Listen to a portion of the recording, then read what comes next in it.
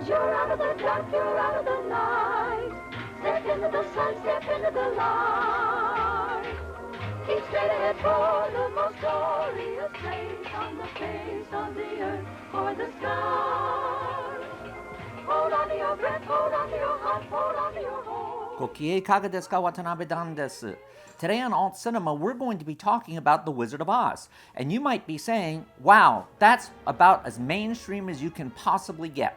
Yes, but the movie is almost 80 years old now. And in the course of those 80 years, a lot of the things about it that were very mainstream at the time have become very cultish. So we're going to examine some of those more cultish angles of The Wizard of Oz. The first and most obvious example of things that are very cultish about it is the fact that it stars Judy Garland. In fact, I think you could make a case that without The Wizard of Oz, Judy Garland would not be the legend that she still remains today, nearly 50 years after her death. In fact, I would say that The Wizard of Oz is foundational to that, because what does Judy Garland as Dorothy represent in The Wizard of Oz? Judy Garland represents the moral of the movie. She represents everything that the movie is warning against, and yet she became a victim of all of that. And what do I mean by that? What is The Wizard of Oz really about? Now, I know that this gets into the airy-fairy land of critical studies and theory and all of that, but behind every single great movie, there's also some kind of a theme that was relevant at the time, because writers then are no different from writers now. They want to make a statement that is in one way or another meaningful. And what the movie, coming out of the Depression, coming out of an era when Hollywood was still grappling with its identity, because as a major industry, it had been around for really only about 25 years, and that's if you count some of the very tail end of the short film era. So Hollywood was acting as a magnet for a lot of young hopefuls to come out. You even saw that in the 1937 version of A Star is Born.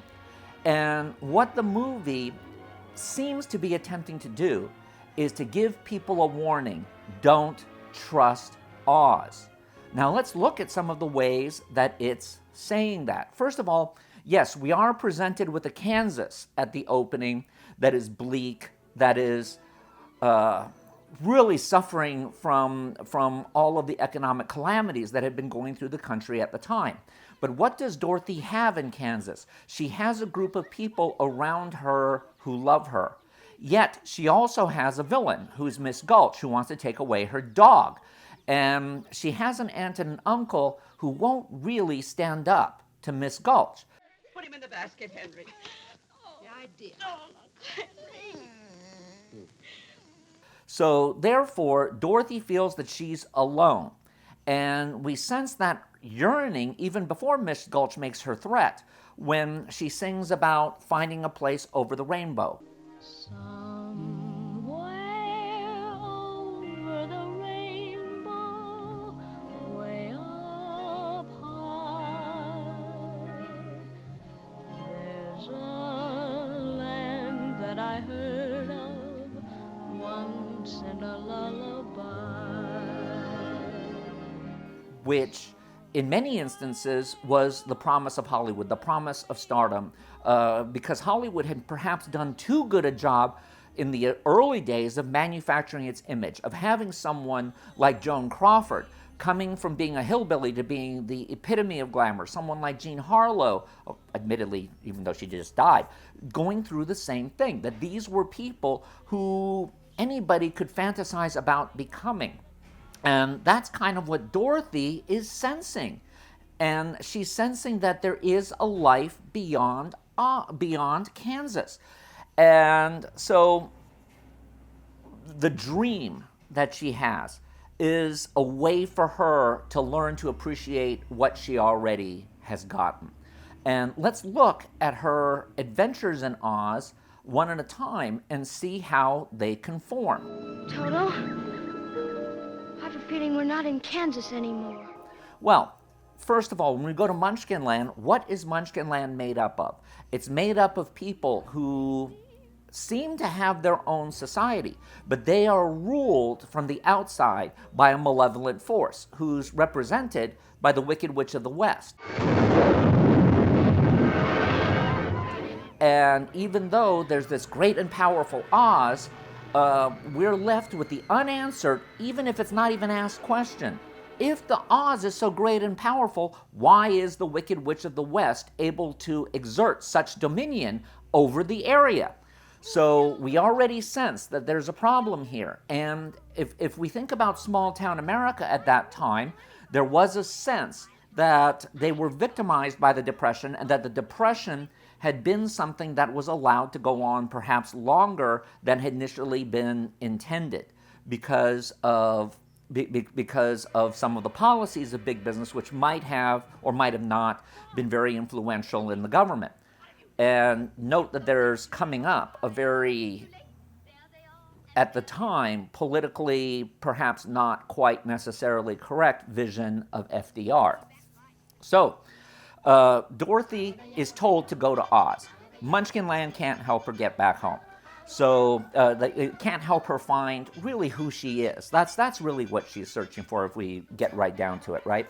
So she starts down the yellow brick road, and who's the first person she meets? She meets a guy who's rural, who's a nice guy, really got a good heart, but he's considered to be stupid, the way many city folk viewed rural America to be. Oh, I'm a failure because I haven't got a brain. Well, what would you do with a brain if you had one? And we're going to see that the Scarecrow's biggest problem is he brought into that propaganda that he's stupid, that he actually is every bit as smart as the smart folk. So there's that.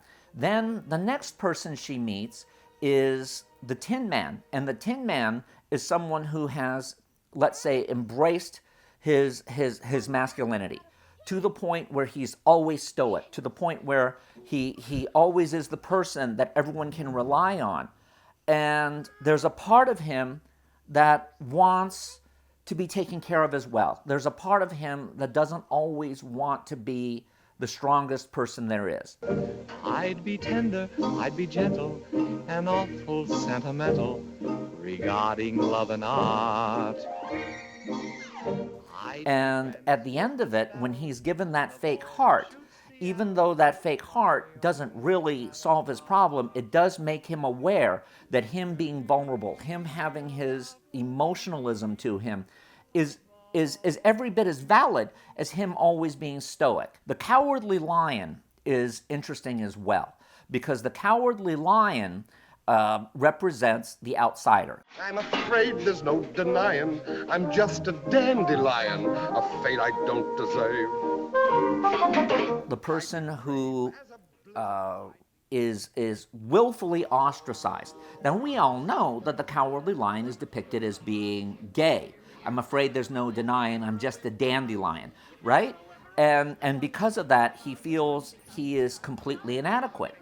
Yet, we see that in the same way the gay men of the era were able to basically, along with the other outsiders, the Jewish community, control Hollywood.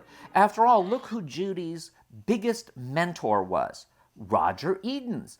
I mean, Roger Edens had seen her perform when she was, 12 years old, and had been enormously impressed by her. It would be downright creepy if he was heterosexual and as opposed to being gay, and understanding her talent, her vulnerability, and the fact that she had a gay father that she was never able to deal with. So now we go to the wizard. And who is the wizard? The wizard represents politicians. The politicians who promise you a lot, who create an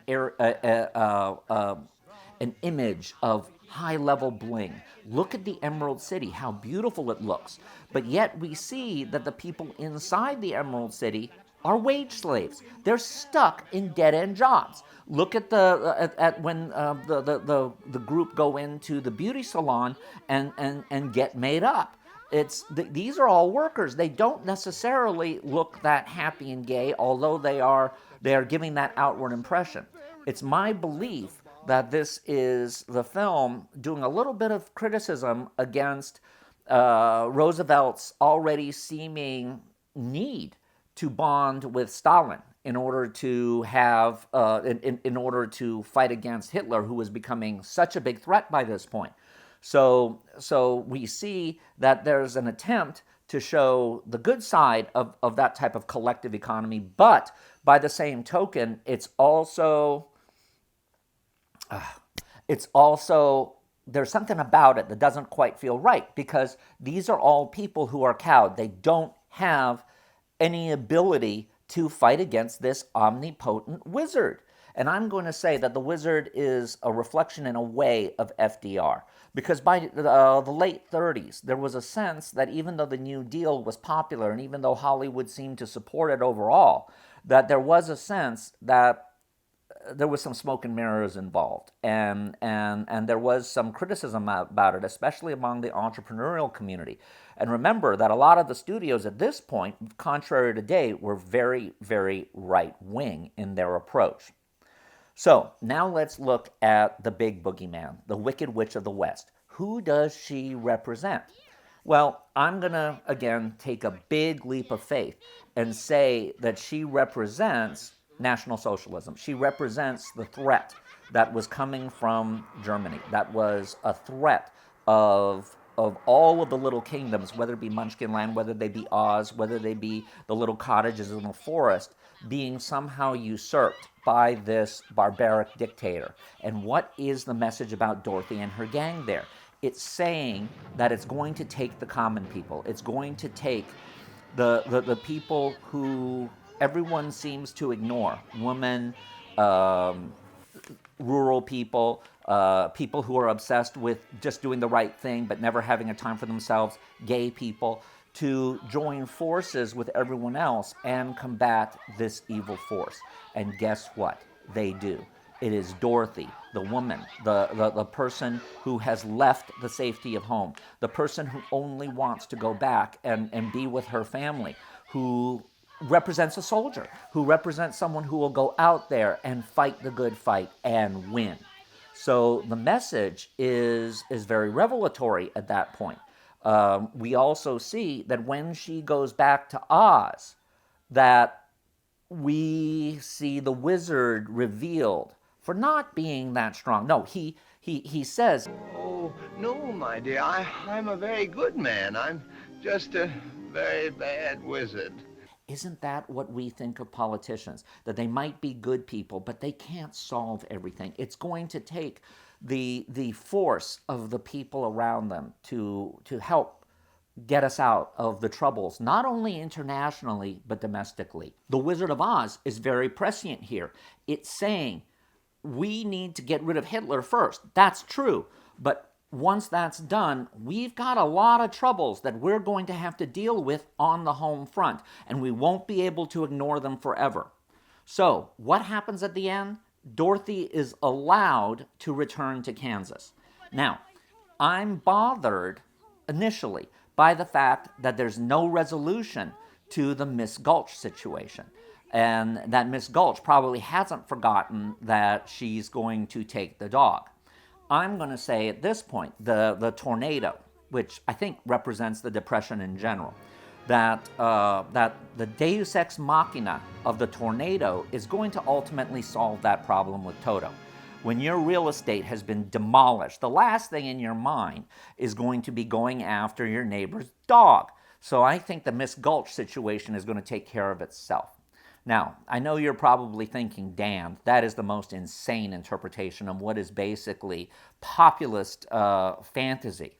Well, isn't that what all fairy tales were about? Aren't they all about looking at the world's problems through the analogy of children's stories? And yes, my interpretation of it might be insane. That's why I have a master's in film. You know, I didn't get that by being commonsensical, right?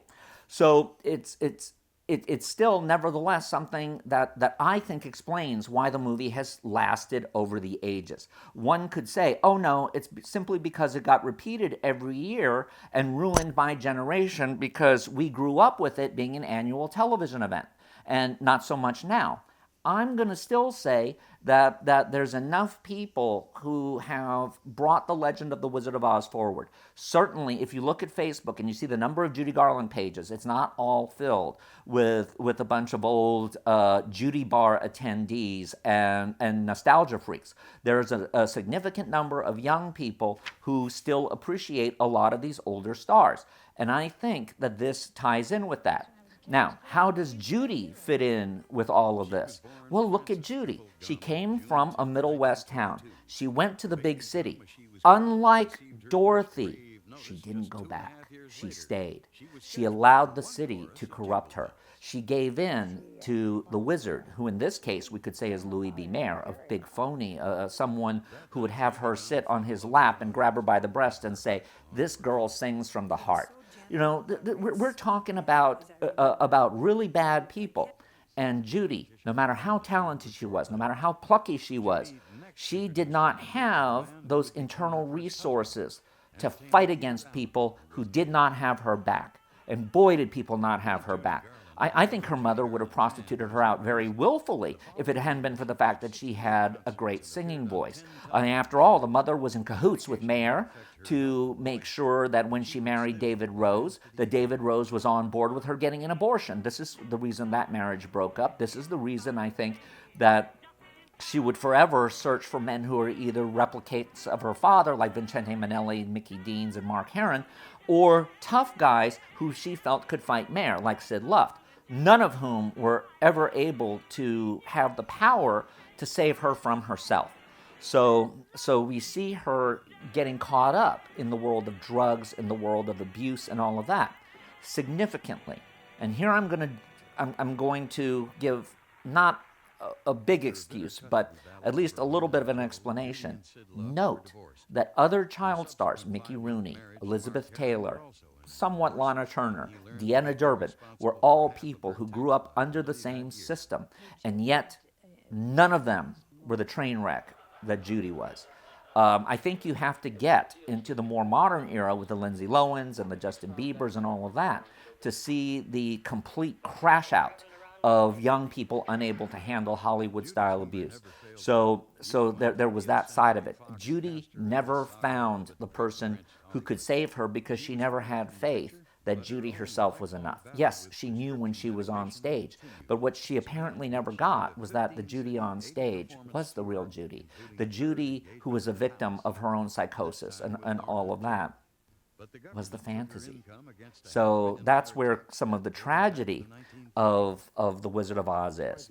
Now, how does The Wizard of Oz impact today? I think The Wizard of Oz is well worth studying now because it exemplifies exactly where Hollywood goes wrong. If you look at a lot of the big budget movies, like the new Star Wars movies, like the new Mary Poppins Returns, like A Wrinkle in Time, these are movies that don't have a theme. No matter how idiotic my interpretation was, it still was something where you could read it into the film. A lot of the movies that are made today don't have that. They're very superficial and on the surface. And yet the ones that follow the Wizard of Oz's moniker of going after the heart have done quite well, such as the new Spider-Man movie. So we see that even something that is 80 years old, that started as common culture, that has now moved into cult culture, has resonance for today. And isn't that why we all wanted to get into this business in the first place?